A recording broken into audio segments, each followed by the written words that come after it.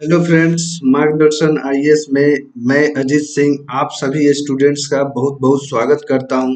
जैसा कि आप सभी को पता है दोस्तों, हमारा हिस्ट्री का सीरीज के अंतर्गत गवर्नर गवर्नर जनरल और वायसराय पार्ट 2 मैंने अपलोड कर दिया हुआ था।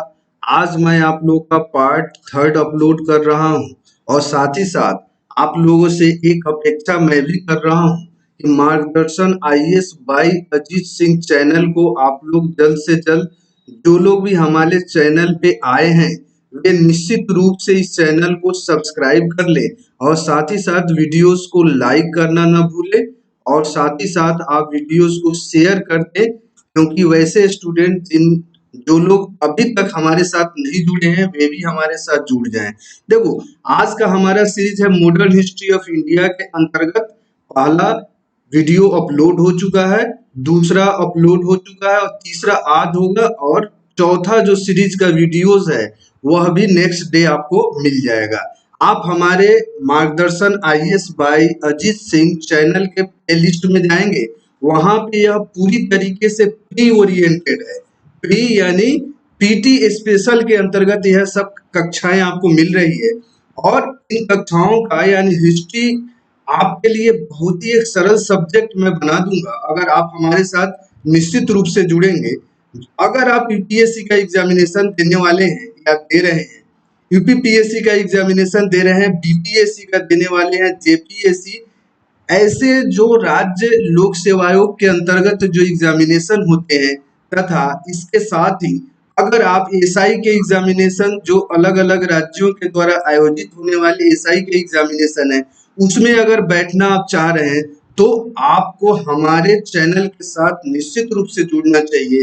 अगर आप Margdarshan IAS by Ajit Singh channel को सब्सक्राइब करते हैं तो आप अगर एसएससी की भी तैयारी कर रहे हैं या बैंक की तैयारी कर रहे हैं तो निश्चित रूप से आपको यह चैनल आपके सिलेक्शन में एक महत्वपूर्ण भूमिका निभाएगा। दोस्तों, मैं अब अपने कंटेंट यानी सब्जेक्ट मैटर पे आता हूँ। आज हमारा यह सेकंड पार्ट है और सेकंड पार्ट का पहला जो आज हम लोग को पढ़ना है वह है लॉर्ड कैनिंग के विषय में, जिसका कार्यकाल 1858 से लेकर के और 1862 तक था। ठीक है ना। कार्यकाल के विषय में यहाँ से भी प्रश्न पूछे जाने की परंपरा रही है, लगातार जो है ना कैनिंग इम्पोर्टेंट रहे हैं, इसीलिए आप लोग को यह ध्यान पूर्वक हमारे साथ रहना है, पढ़ाई करना है। दोस्तों देखो, आप अगर मुझे 20 मिनट आप देते हैं, डेली 20-25 मिनट देते हैं, तो करंट अफेयर्स भी हमारा चैनल आप लोग के लिए डेली करंट अफेयर्स सीरीज लेकर के आता है। प्ले लिस्ट में आप एमसीक्यूज फॉर्म में आप देख सकते हैं, वन लाइनर फॉर्म में आप देख सकते हैं। कहने का मतलब है सीधा सा है, हमारे चैनल का ध्येय वाक्य है आपका सिलेक्शन, उसके अलावा कुछ भी नहीं। लॉर्ड कैनिंग के विषय में मॉडर्न हिस्ट्री के अंतर्गत यह आज मैं आपको लेकर के आया हूँ। लॉर्ड कैनिंग के विषय में आज मैं आपको बता रहा हूँ। यह 1856 से 1858 तक भारत का गवर्नर जनरल रहा था और साथ ही साथ यह भारत का अंतिम गवर्नर जनरल था, अंतिम, लास्ट। आपको मैं पहले बता चुका हूँ, पहला और लास्ट बहुत इंपॉर्टेंट होता है। इस लिहाज से देखा जाए तो लॉर्ड कैनिंग आपके लिए बहुत ज्यादा इंपॉर्टेंट रहेंगे। ठीक है ना। तत्पश्चात ब्रिटिश संसद द्वारा 1858 में पारित अधिनियम के द्वारा इसे भारत का प्रथम वायसराय बना दिया गया। दोस्तों, 1857 की लड़ाई आप लोग को पता होगा और इसी लड़ाई में क्या हुआ कि भारतीयों ने अंग्रेजों का यानी बहुत ज्यादा प्रोटेस्ट किया, उनके धार्मिक और सामाजिक और राजनीतिक नीतियों का बहुत ज्यादा जोरदार इनके द्वारा जो है प्रतिरोध किया गया और इसीलिए अब जो यहाँ का शासन पहले जो ईस्ट इंडिया के अंतर्गत होती थी, ईस्ट इंडिया कंपनी के अंतर्गत, अब यहाँ की शासन जो है ना ब्रिटिश क्राउन के अंतर्गत होने लगी। और जब क्राउन का शासन हो गया यहाँ पे 1858 के अधिनियम के अंतर्गत, तो भारत में जो पोस्ट था उसको कर दिया कि भारत का वायसराय बना दिया गया। इसके कार्यकाल में आईपीसी, सीपीसी, सीआरपीसी जैसे दंड विधान को पारित किया गया। यह बहुत ही इंपॉर्टेंट होता है, इसको आप लोग ध्यान पूर्वक देख लेंगे।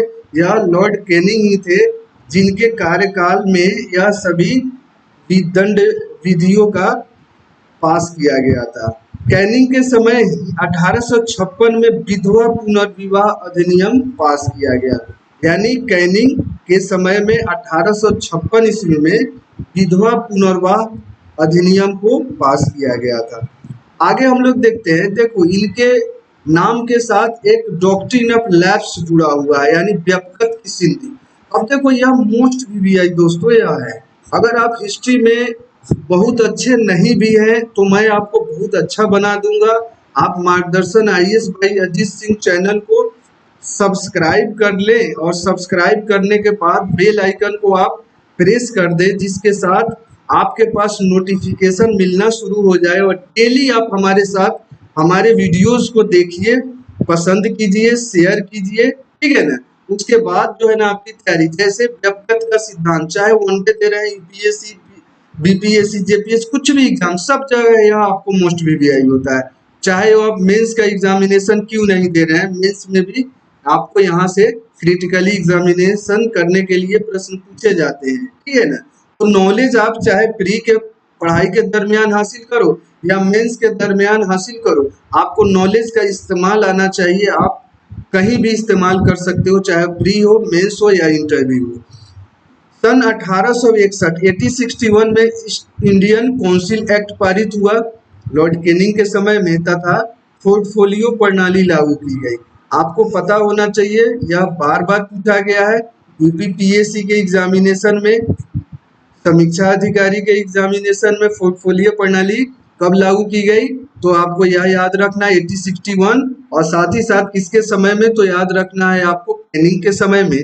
और कैनिंग के शासनकाल की सर्वाधिक महत्वपूर्ण घटना 1857 का विद्रोह था। जैसा कि प्रीवियस स्लाइड में मैं आपको यही बता रहा था, यह 1857 का महाविद्रोह की संज्ञा दी जाती है और विभिन्न इतिहासकारों के द्वारा इसके स्वरूप और प्रकृति की चर्चा की गई है। अलग अलग दृष्टिकोण के इतिहासकारों ने अलग अलग तरह से इसको समीक्षा किया गया है। और मैं एक वीडियो पूरी तरीके से 1857 पे डेडिकेटेड फर्स्ट वीडियोस हिस्ट्री के अंतर्गत मैं आप लोग को अपलोड कर चुका हूं। जो लोग भी उस वीडियोस को नहीं देखे हैं, नए स्टूडेंट हैं, हमारे चैनल के साथ नए जुड़े हुए हैं, तो ये प्रीवियस में प्लेलिस्ट में जाकर के इस वीडियोस को देख करके और 1857 के क्रांति से संबंधित हर एक पहलू का अध्ययन उनके द्वारा करना अनिवार्य है, क्योंकि हिस्ट्री और वो भी प्री हिस्ट्री में आपको एक एक बिंदु पे ध्यान देना जरूरी होता है। कैनिंग के कार्यकाल में लंदन विश्वविद्यालय के तर्ज पर 1857 में कलकत्ता, मद्रास, मुंबई, अब तो कलकत्ता में विश्वविद्यालय, मद्रास में विश्वविद्यालय, मुंबई विश्वविद्यालय की स्थापना की गई। यह मोस्ट इंपोर्टेंट है आप लोग के एग्जामिनेशन के दृष्टिकोण से।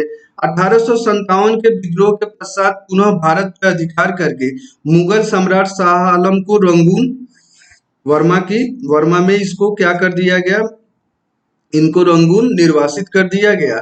और साथ ही साथ लॉर्ड कैनिंग के कार्यकाल में भारतीय इतिहास में प्रसिद्ध नील विद्रोह हुए।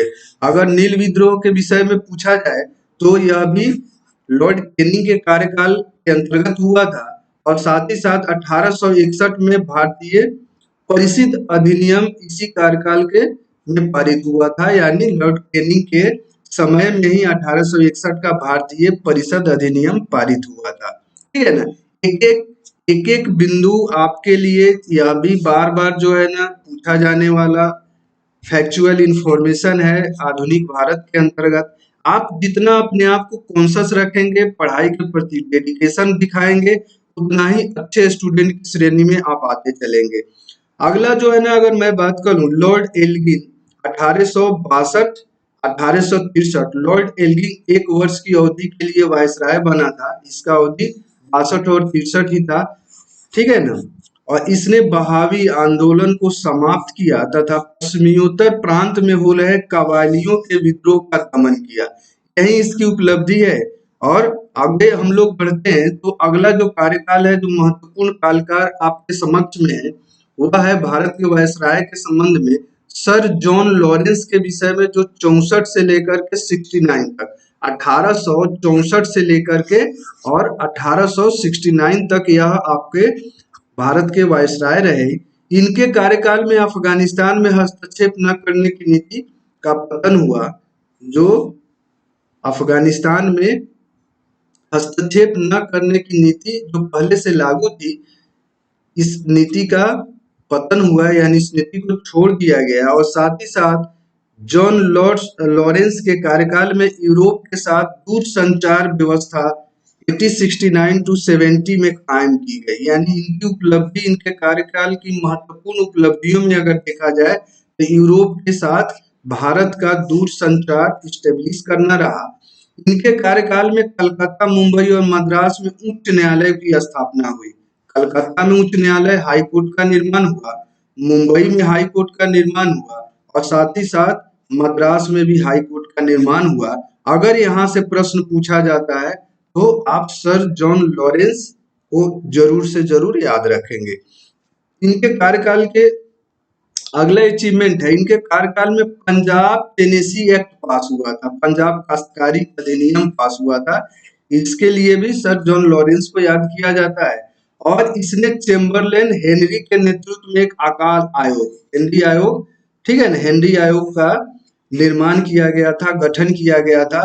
तो भारत में बार बार अकाल पड़ रहे थे, उसके समस्या के समाधान के लिए जॉन लॉरेंस के कार्यकाल में ही एक अकाल आयोग का गठन किया गया था। अगला जो सबसे महत्वपूर्ण है वो लॉर्ड मेयो का कार्यकाल है 1869 टू 1872। देखो यहाँ से भी प्रश्न पूछे जाने की प्रवृत्ति रही है। तो आप लोग जो है ना, जो महत्वपूर्ण वायसराय हो या महत्वपूर्ण भारत के गवर्नर जनरल हो या महत्वपूर्ण गवर्नर हो, तीनों में से आप जो बहुत मोस्ट इम्पोर्टेंट मैं आपको लगातार चर्चा के दरमियान आपसे शेयर करता हूं, तो आप उसको याद कर लेना, ठीक है ना। मेयो के कार्यकाल में भारतीय सांख्यिकी बोर्ड का गठन हुआ। भारतीय या मोस्ट वीवीआई है, इसको आप जरूर से जरूर देखो। मैं बार बार कहता हूँ या तो वीडियो पॉज करके आप महत्वपूर्ण इंफॉर्मेशन को नोट कर ले, या वीडियोस को लगातार बार बार देख करके आपसे अब सीधा सा मल्टीपल वनडे यूपीएससी और जेपीएससी कहीं भी आपसे पूछा जा सकता है कि भारतीय सांख्यिकी बोर्ड का गठन किसके कार्यकाल में हुआ। और एमसीक्यूज फॉर्म में आपको दिया हुआ रहेगा, चार जो है ना वायसराय का गवर्नर जनरल का नाम रहेगा। तो आपको अगर मेयो के विषय में पता होगा तो आप बड़ा आसानी से 2-3 सेकंड में बना लोगे प्रश्न। इसीलिए आपको बार बार वीडियो देखने की जरूरत है। मेयो के कार्यकाल में सर्वप्रथम 1872 में जनगणना हुई, जनगणना की शुरुआत हुई। आपको 1800, देखो मैं एक चीज आपको बता रहा हूँ, अपने अनुभव के आधार पे बता रहा हूँ। 1872 जो जनगणना का आरंभ है, यहाँ से समझो कि लगातार यह प्रश्न पूछे जाते रहे। चाहे आप यूपीएससी का एग्जामिनेशन ले लो या यूपीपीएससी का एग्जामिनेशन ले लो या बीपीएससी का, हर एक जगह पे पूछे जाते हैं। और साथ ही साथ अन्य वनडे एग्जामिनेशन, एसआई एग्जामिनेशन में भी लगातार पूछे जाते हैं। तो आपको यह फैक्चुअल इंफॉर्मेशन याद रखने की जरूरत है। और मेयो के कार्यकाल में कृषि और वाणिज्य के लिए पृथक विभाग की स्थापना की गई, क्योंकि कृषि पर ध्यान आकर्षित किया जाए और वाणिज्य को सुदृढ़ किया जाए। मेयो की हत्या 1872 में अंडमान के एक कैदी के द्वारा चाकू मारकर कर दी गई। अंडमान दौरे के दरमियान एक कैदी ने चाकू मार करके लॉर्ड मेयो की हत्या कर दी, ठीक है ना।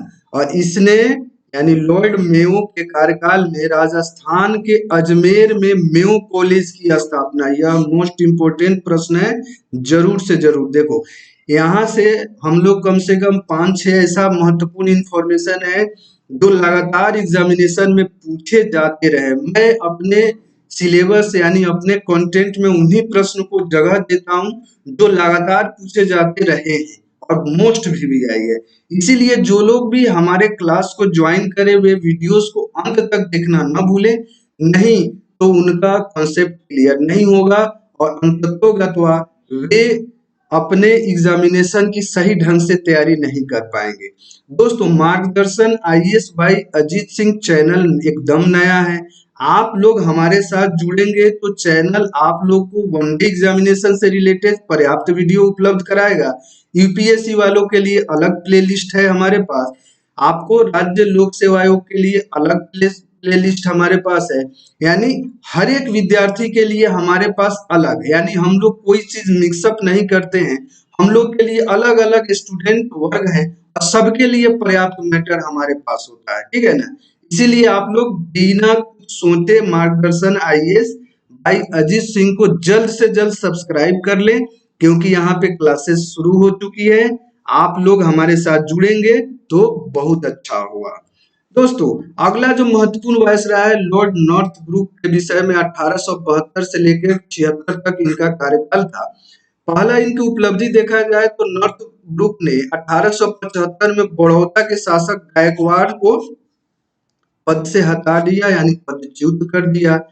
इनके कार्यकाल में प्रिंस ऑफ वेल्स एडवर्ड तृतीय की भारत की यात्रा संपन्न हुई, यानी 1875 में कौन आए भारत?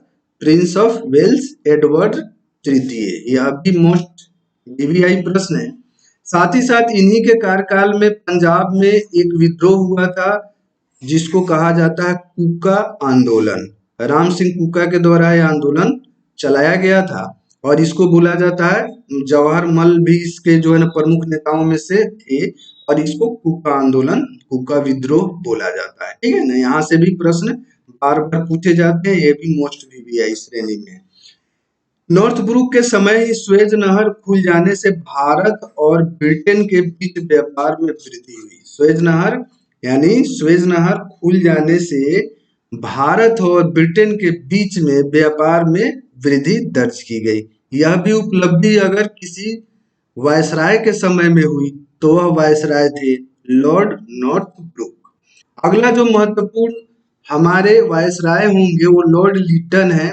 1876 से 1880 तक के दरमियान इनका कार्यावधि था और इनके अंतर्गत जो प्रमुख रूप से अगर देखा जाए तो इनके कार्यकाल में राज उपाधि अधिनियम पारित करके उनके 1879 में ब्रिटेन की महारानी विक्टोरिया को केसर हिंद की उपाधि से विभूषित किया गया। अब देखो यहाँ पे यह प्रश्न बहुत ही इंपॉर्टेंट है और यहाँ से लगातार प्रश्न पूछे जाते रहे, इसीलिए आप लोग को लॉर्ड लिटन को याद रखना है कि राज उपाधि अधिनियम पास किया गया था इनके कार्यकाल में और इसी के तहत केसर हिंद की उपाधि से महारानी विक्टोरिया को 1879 ईस्वी में क्या किया गया था? विभूषित किया गया था। 1878 यह भी बहुत इंपॉर्टेंट प्रश्न है। वर्नाकुलर प्रेस एक्ट पारित किया गया था जिसे एसएन बनर्जी यानी सुरेंद्रनाथ बनर्जी ने आकाश से गिरे वज्रपात की संज्ञा दी थी। अब दोस्तों यहाँ देखने वाली बात है, एक प्रश्न है, देखो 1878 में वर्नाकुलर प्रेस अधिनियम पास किया गया। पहला जो है ना यहाँ से प्रश्न पूछा जाता है।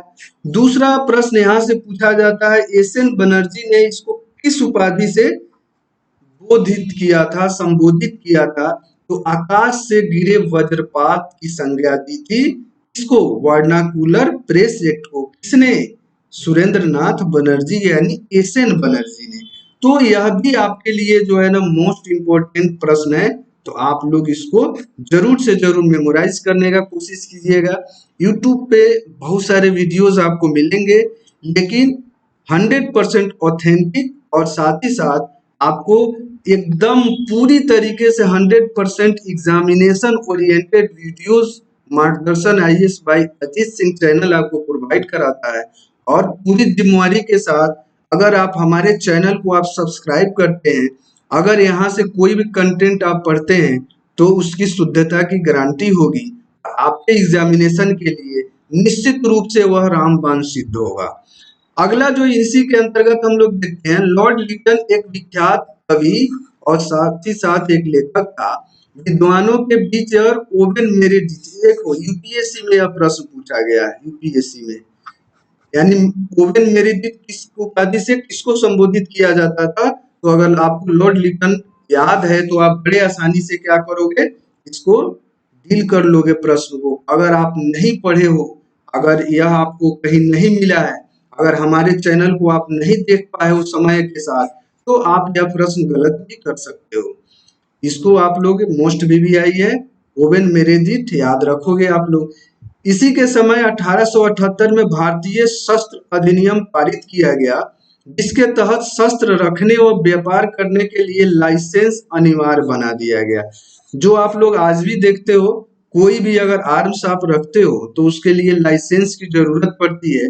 भारतीय शस्त्र अधिनियम 1878 के अंतर्गत यह नियम आपको लॉर्ड लिटन के द्वारा बनाया गया था। 1878 में एक आयोग बना था, स्ट्रेटजी महोदय के नेतृत्व में अकाल आयोग का गठन किया गया था, यह भी लिटन के समय में, यानी 1878 में स्ट्रेटजी, आपको इसको जो है ना स्ट्रेटजी आयोग भी कहा जाता है, इसको जो है स्ट्रेटजी आयोग भी संज्ञा दी जाती है, ठीक है ना, या आप अकाल आयोग कह सकते हो इसको। तो इस तरीके से आप दोनों चीजों को याद रखोगे। लिटन एक इसके कार्यकाल में एक महत्वपूर्ण घटना घटी, जिससे बहुत सारे भारतीयों में बहुत सारा क्रोध उत्पन्न हुआ। लिटन ने सिविल सेवा में प्रवेश की उम्र 21 वर्ष से घटा करके 19 वर्ष कर दिया। दोस्तों 19 वर्ष कर दिया। आप सोच सकते हो भारत में 21 वर्ष में आईसीएस में जाना बहुत दुष्कर माना जाता था, इसको बढ़ाना चाहिए था, तो वहां पे यह घटा करके 21 से 19 कर दिया। यानी अब जो है ना एक तरीके से माना जाने लगा कि भारतीयों के लिए आईसीएस के दरवाजे को पूरी तरीके से बंद करने के लिए यह कदम लिटन के द्वारा उठाया गया था, और आईसीएस को वहां के यानी ब्रिटेन के संभ्रांत वर्ग के जो बच्चे थे उनके लिए एक तरीके से आरक्षित व्यवस्था के तहत यह कदम उठाया गया, यानी एज को घटा करके 21 वर्ष से घटा करके 19 वर्ष कर दिया गया, ठीक है ना। इस तरीके से अगर डिस्क्रिप्टिव मैनर में आप हमारे साथ अगर पढ़ोगे तो घटनाक्रम के साथ आपको यह सब चीज बहुत आसानी से याद हो जाएगी, कोई रटने की जरूरत नहीं है। हिस्ट्री बहुत सारे बच्चों के लिए बहुत प्रॉब्लम देने वाला विषय माना जाता है, लेकिन अगर आप हमारे साथ 25-30 मिनट अगर आप व्यतीत करते हो पर डे, तो निश्चित रूप से आपका एक एक करके बहुत सिंपल तरीके से आपको मैं हिस्ट्री पूरा कोर्स करा दूंगा, और आप हिस्ट्री में 100% स्कोर करने की काबिलियत हासिल कर लेंगे, और वो भी बहुत कम समय में, ठीक है ना। आगे हम लोग देखते हैं अगला जो वायसराय है लॉर्ड रिपन, और 1880 से 84 तक इनका कार्यकाल था। यह भी कार्यकाल को भी अगर आप ध्यान पूर्वक देखेंगे तो आपके लिए बहुत ज्यादा इंपॉर्टेंट होगा। साथ ही साथ 1881 में प्रथम कारखाना अधिनियम पास हुआ। फैक्ट्री एक्ट आप लोग को पता होगा, प्रथम कारखाना, जैसे वर्तमान में जो भारतवर्ष के अंतर्गत जो कारखाना अधिनियम चलता है वह 1948 का कारखाना अधिनियम आपको स्वतंत्रता के बाद 1948 में फैक्ट्री एक्ट पास हुआ था। और इसी का अगर पूर्ववर्ती आप देखोगे तो प्रथम कारखाना अधिनियम कब पास हुआ था? फर्स्ट तो 1881 में। तो यहाँ से प्रश्न पूछा जाता है, मैं बार बार आप लोगों से कहता हूँ अगर प्रथम कहीं है या लास्ट है तो आप ध्यानपूर्वक देखने की जरूरत है। 1882 में वर्नाकुलर प्रेस एक्ट को रद्द कर दिया गया, और साथ ही साथ आपको लॉर्ड रिपन को प्रेस का मुक्तिदाता भी कहा जाता है। 1882 में स्थानीय स्वशासन प्रणाली की शुरुआत की गई, इसके लिए भी पूरा का पूरा श्रेय अगर दिया जाता है तो लॉर्ड रिपन को दिया जाता है। यानी यहाँ से आप देखो, आप प्रेस का मुक्तिदाता अगर आपसे पूछा जाता है या बार बार यूपीएससी और यूपीपीएससी के एग्जामिनेशन में पूछा गया है, वनडे एग्जामिनेशन में पूछा गया है, तो आप प्रेस का मुक्तिदाता के संदर्भ में हो या स्थानीय स्वशासन के प्रणाली की शुरुआत करने के संदर्भ में है तो आपको लॉर्ड रिपन का नाम 1880 से 1884 जरूर से जरूर याद रखना होगा। अगला जो महत्वपूर्ण कदम है 1883 ईस्वी का इल्बर्ट बिल विवाद रिपन के ही कार्यकाल में हुआ था। इस तरीके से देखा जाए तो यह प्रमुख रूप से जो फैक्चुअल इंफॉर्मेशन है जो हिस्ट्री के अंतर्गत है, लॉर्ड रिपन से संबंधित है, मॉडर्न इंडिया से संबंधित है, इस तरीके से आपको याद रखना है, बहुत आसान शब्दों में याद रखना है और अपने एग्जामिनेशन को क्रैक करना है। अगला जो रिपन से संबंधित है, रिपन के कार्यकाल में सर विलियम हंटर की अध्यक्षता में शिक्षा आयोग का गठन हुआ था। शिक्षा आयोग, इसी को आप जो है ना क्या कहते हो, हंटर आयोग भी कहते हो, नहीं? क्योंकि आपको यहाँ पे भारतवर्ष के अंतर्गत या विदेशों में भी अगर किसी व्यक्ति के द्वारा अध्यक्षता की जाती है तो उसके नाम के लास्ट टाइटल से जो है ना उस आयोग को जाना जाता है। इसी तरीके से शिक्षा आयोग को हंटर आयोग भी कहा जाता है, क्योंकि इसकी अध्यक्षता सर विलियम हंटर के द्वारा की गई थी और इसने सिविल सेवा में प्रवेश की आयु को फिर से 19 वर्ष से बढ़ा करके 21 वर्ष, क्योंकि इसका विरोध बहुत ज्यादा हो रहा था। क्योंकि भारत एक तरीके से देखा जाए तो भारत के युवा वर्ग को प्रोत्साहन देने की नीति को आगे बढ़ाने की जरूरत थी और इस नीति के द्वारा युवा वर्ग को एक तरीके से हतोत्साहित किया जा रहा था। रिपन के कार्यकाल में ही भारत में सन 1881 में सर्वप्रथम नियमित जनगणना की शुरुआत हुई। मेयो के समय में 1872 में जनगणना की शुरुआत हुई और साथ ही साथ मेयो के समय आपको रिपन के समय में इसका रेगुलर जनगणना 81 से शुरू हुआ। तो आज भी आप देखते हो कि 10 वर्ष के अंतराल पे यह जनगणना होती है और क्रमशः अगर देखा जाए तो आज भी यह प्रचलन चलता है, ठीक है ना। तो यह किसके कार्यकाल में था, तो आपको याद रखना है रिपन्स के समय से रेगुलर जनगणना शुरू हो गया और सर्वप्रथम किसके समय में, तो मेयो के समय में सर्वप्रथम जनगणना 1872 में हुई थी, ठीक है ना। तब से लेकर अब तक 10 वर्ष के अंतराल पर जनगणना की जाती है। आज भी आपको पता होगा कि अभी भी आप जैसे आप देख रहे हो ना, जैसे 2011 का जनगणना 2011 में जनगणना हुई थी, ठीक है। ठीक 10 वर्ष बाद फिर जनगणना भारत में होगी। आगे हम लोग बढ़ते हैं। अगला जो महत्वपूर्ण वायसराय है वो है लॉर्ड डफरिन। 1884 से लेकर के 1888 तक इनका कार्यकाल था। इनके कार्यावधि के अंतर्गत जो प्रमुख घटनाएं घटी उसके विषय में अगर मैं आपसे चर्चा करूं तो इनके कार्यकाल में तृतीय आंग्ल बर्मा युद्ध के द्वारा बर्मा को अंतिम रूप से अंग्रेजी साम्राज्य में मिला लिया गया। यानी बर्मा अब पार्ट हो गया किसका, अंग्रेजी साम्राज्य में इसको मिला लिया गया, यानी अंग्रेजी साम्राज्य में इसको अंतिम रूप से इंक्लूड कर लिया गया। डफरिन के समय में महत्वपूर्ण घटना घटी 28 दिसंबर 1885। यह जो है एक महत्वपूर्ण दिवस है भारतीयों के लिए, क्योंकि इंडियन नेशनल कांग्रेस की स्थापना हुई थी, जो कांग्रेस पार्टी आज भी जीवित है। और टेनेसी एक्ट को बंबई में एओ ह्यूम के नेतृत्व में भारतीय राष्ट्रीय कांग्रेस की स्थापना की गई, ठीक है ना। अब देखो यहाँ पे आप टेनेसी एक्ट को आप जो है ना काट देंगे। यहाँ पे 28 दिसंबर 1885 को मुंबई में एओ ह्यूम के नेतृत्व में आपको इंडियन नेशनल कांग्रेस पार्टी की स्थापना हुई, ठीक है ना। इस तरीके से 28 दिसंबर 1885 भारतीय इतिहास में एक बहुत ही कालजयी घटना है और इसको आपको याद रखने की जरूरत है और यहाँ से भी प्रश्न लगातार पूछे जाते रहे। लॉर्ड डफरिन के कार्यकाल में अफगान की उत्तरी सीमा का निर्धारण किया गया और साथ ही साथ इसके कार्यकाल में बंगाल 1885, अवध 1886 और पंजाब 1887 किराया अधिनियम पारित किया गया। यानी किराया अधिनियम बंगाल में 1885 में पास किया गया, अवध में 1886 में पास किया गया और पंजाब में 1887 में पास किया गया। अगला जो महत्वपूर्ण वायसराय है वह है 1888 से 1894 के बीच में लॉर्ड लेंसडाउन के समय में। तो इसके कार्यकाल के अंतर्गत अगर प्रमुख घटनाओं के ऊपर हम लोग देखें, इसके कार्यकाल में भारत और अफगानिस्तान के बीच सीमा रेखा का निर्धारण किया गया, जिसको हम लोग डूरंड रेखा के नाम से जानते हैं या मोस्ट इम्पोर्टेंट है। आज भी अगर देखा जाए भारत और अफगानिस्तान के बीच सीमा का निर्धारण तो यही डूरंड रेखा के नाम से जाना जाता है। इनके कार्यकाल में 1891 में दूसरा कारखाना अधिनियम पारित हुआ।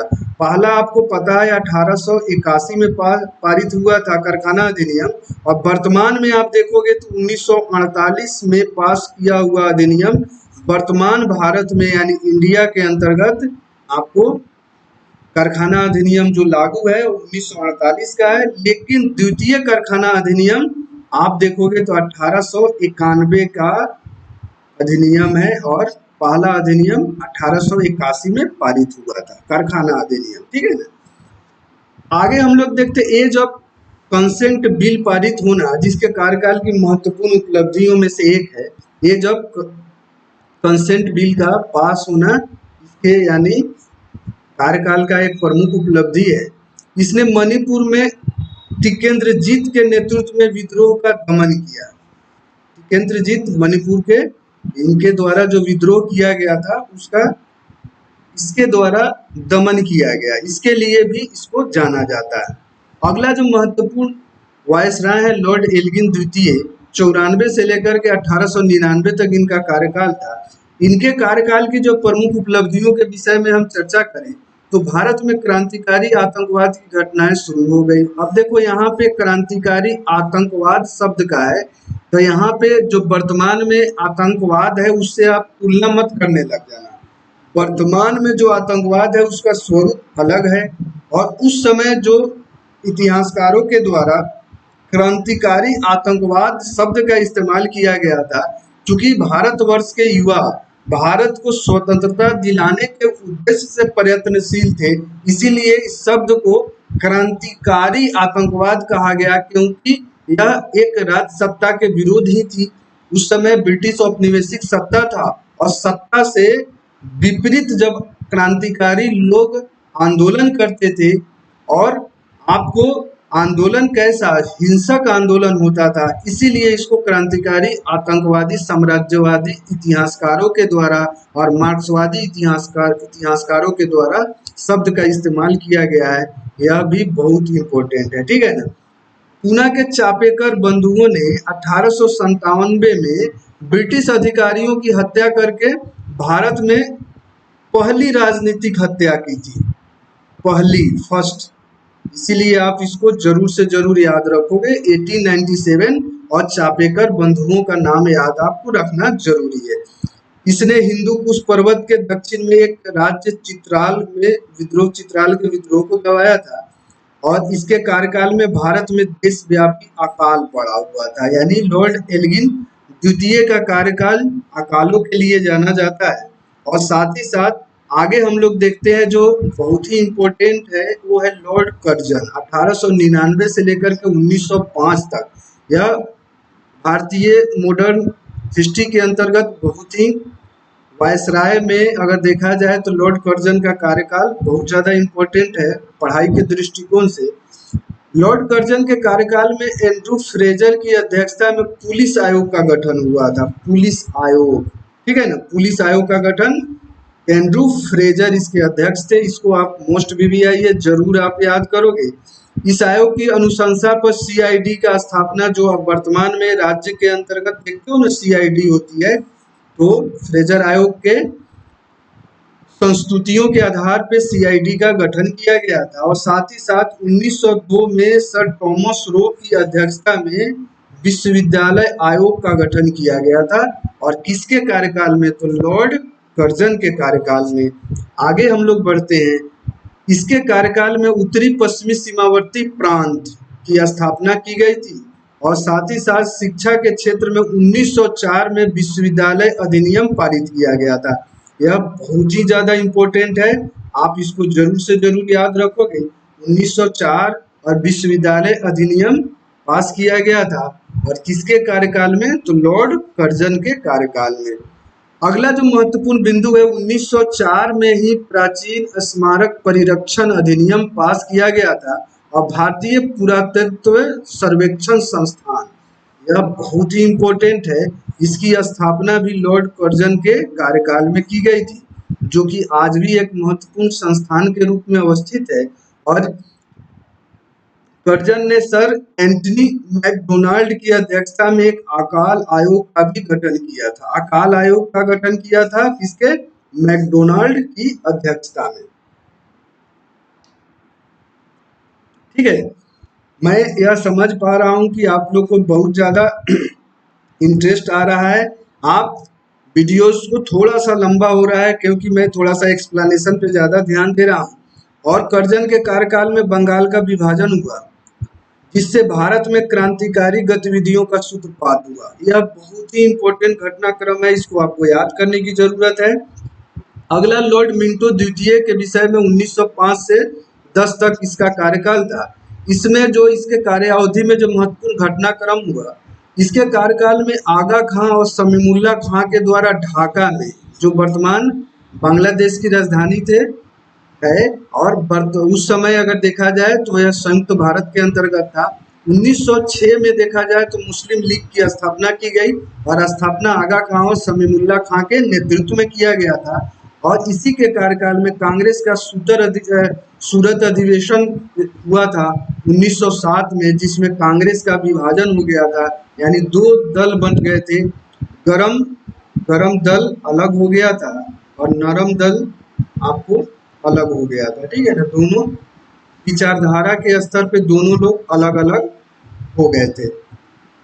मार्ले मिंटो सुधार अधिनियम 1909 के पारित किया गया और जिसमें मुसलमानों के लिए अलग निर्वाचन की व्यवस्था की गई। यह भारतवर्ष के लिए बहुत ही एक तरीके से देखा जाए तो बुरा था यह अधिनियम, मार्ले मिंटो अधिनियम, क्योंकि इसमें एक पृथक निर्वाचन यानी भारत के अगर कहा जाए तो भारतवर्ष के बंटवारे की नींव यही पड़ गई थी, यानी लॉर्ड मिंटो के कार्यकाल में यह नींव पड़ गई थी, ठीक है ना। इस तरीके से आगे हम लोग देखते हैं। इसके कार्यकाल में 1908 में समाचार अधिनियम पारित किया गया और इसी के कार्यकाल में क्रांतिकारी खुदीराम बोस को फांसी दे दी गई, यानी खुदीराम बोस और प्रफुल्ल चाकी। 1908 में आप लोग को पता होगा मुजफ्फरपुर कांड को अंजाम दिया गया था इन लोगों के लिए, इन लोगों के द्वारा। प्रफुल्ल चाकी ने स्वयं को गोली मार करके आत्महत्या कर ली थी और साथ ही साथ खुदीराम बोस ने जो उनके सहयोगी के तौर पे दोनों ने घटनाक्रम को अंजाम दिया था, क्रांतिकारी घटनाक्रम को अंजाम दिया था। तो खुदीराम बोस को बाद में फांसी की सजा दी गई थी इसी के कार्यकाल में। और इसी कार्यकाल में भारत सरकार ने भारत में बांटो और राज करो की नीति की, बांटो और राज करो की नीति को औपचारिक रूप से अपना लिया, ठीक है ना। यानी औपचारिक रूप से यह बात बांटो और राज करो, यानी हिंदुओं को मुस्लिमों के बीच में खाई पैदा करो और भारतवर्ष के ऊपर राज करो। 1908 ईस्वी में बाल गंगाधर तिलक को 6 वर्ष की सजा हुई, क्योंकि आपको पता है 1897 का घटनाक्रम चापेकर बंधुओं के द्वारा आपको जो हत्या को अंजाम दिया गया था, और उसी लेख को लिखने के संदर्भ में बाल गंगाधर तिलक को सजा हो गई 6 वर्ष, यानी इनके लेख को तेजक और देशद्रोही की श्रेणी में ला करके और तिलक को 6 वर्ष की सजा हो गई और मांडले जेल में इनको भेज दिया गया था, ठीक है ना। इस तरीके से अगर देखा जाए तो आज हमारा यह आपका थर्ड पार्ट था। किसका थर्ड पार्ट था? तो टॉपिक का नाम है गवर्नर जनरल एवं वायसराय, ठीक है, यह टॉपिक का नाम है। और इसी का आपको आज जो हमारा लेक्चर था वो तृतीय खंड यानी पार्ट थर्ड था, और एक पार्ट इसका और बचा हुआ है, जहाँ से दोस्तों चाहे यूपीएससी का एग्जामिनेशन हो या किसी भी पीएससी का एग्जामिनेशन हो या एसआई का एग्जामिनेशन हो, एसएससी का एग्जामिनेशन हो, बैंक का एग्जामिनेशन हो या आपका रेलवेज का एग्जामिनेशन, सब जगह पे यह निश्चित रूप से यहाँ से प्रश्न पूछे जाते हैं इस खंड से। इसीलिए आप लोग को बहुत स्थिर मन से, शांत चित्त मन से आपको चारों पार्ट यानी पार्ट 1 से लेकर के और पार्ट 4 तक पूरा का पूरा वीडियो इंड करके देखना ही पड़ेगा। अगर 1-1.5 घंटे हमारे वीडियोस को आप देख लेते हो तो इस खंड से जो भी 2-3 प्रश्न पूछे जाएंगे वह निश्चित रूप से आपके दरमियान होगा और आप उसको सोल्व कर पाओगे, ठीक है ना। आप लोग जो लोग भी अभी तक हमारे मार्गदर्शन आईएएस भाई अजीत सिंह चैनल को सब्सक्राइब नहीं किए हैं, यथाशीघ्र सब्सक्राइब कर लें और साथ ही साथ चैनल को यानी वीडियोस को आप लाइक करना ना भूलें और साथ ही साथ शेयर जरूर कर दें। और वीडियोस के साथ आप बने रहने के लिए आप लोग को एक बार फिर से वीडियो देखने के लिए धन्यवाद। और साथ ही साथ लगातार अपने मित्रों के साथ यह शेयर करें, आप भी पढ़ें, आप भी लाभान्वित हों। चूँकि यूट्यूब पे यह लेक्चर्स पूरी तरीके से फ्री है, यहाँ पे कोई आपको चार्जेस की ज़रूरत नहीं है। टोटल यूपीएससी की तैयारी या कोई भी राज्य लोक सेवा के अंतर्गत जो तैयारी होती है, एसआई की तैयारी, एसएससी, बैंक, रेलवे, हर एक चीज यहाँ पे पर्याप्त मात्रा में गाइडेंस मिलेगा। जैसा चैनल का नाम ही है मार्गदर्शन आईएएस, यानी आपको मार्गदर्शन मिलेगा और पूरी तरीके से मुफ्त मिलेगा। आप हमारे चैनल को देखें और शेयर जरूर करें और साथ ही साथ लाइक करें, और अभी तक अगर सब्सक्राइब नहीं किया है तो जरूर से जरूर सब्सक्राइब कर लीजिए। और इसी के साथ मैं वीडियोस को समाप्त करता हूँ। जय हिंद।